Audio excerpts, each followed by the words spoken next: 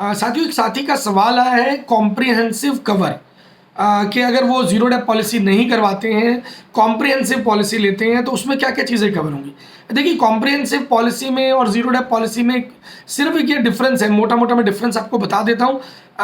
जो जिन पार्ट्स पे डिप्रिसिएशन लगता है, जैसे लोहे के पार्ट है, मेटल पार्ट है, उनमें ईयर वाइज डिप्रिसिएशन लगता है। जितनी पुरानी गाड़ी होती जाएगी उतना ज़्यादा डिप्रिसिएशन आपको लगता जाएगा, तो वो ज़ीरो डेप अगर पॉलिसी ली जाती है तो वो डिप्रिसिएशन नहीं लगता है। प्लास्टिक पार्ट पे, रबड़ पार्ट पे जो 50% का डिप्रिसिएशन डे 1 से एप्लीकेबल होता है, वो ज़ीरो डेप पॉलिसी में नहीं लगता है। कॉम्प्रिहेंसिव पॉलिसी में क्या क्या कवर है? कॉम्प्रिहेंसिव पॉलिसी में एक्सीडेंट में होने वाला लॉस कवर है, डेप्रिसिएशन चार्ज होगा। फायर कवर है, अगर इनकेस वाहन में, गाड़ी में चोरी आग लग जाती है तो उस स्थिति के अंदर जो है वो पूरा का पूरा क्लेम जो है कंपनी पे करती है। थेफ्ट पूरा कवर है, थेफ्ट अगर हो जाता है और जो आईडीवी कंपनी फिक्स करती है वो पूरा पैसा कंपनी देने के लिए बाध्य हो जाती है।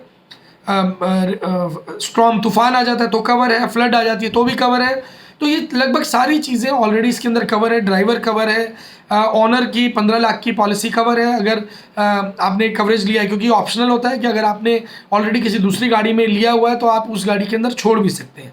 तो इन सारी चीज़ों का हमें ध्यान रखना होता है जब हम कॉम्प्रिहेंसिव पॉलिसी की बात करते हैं।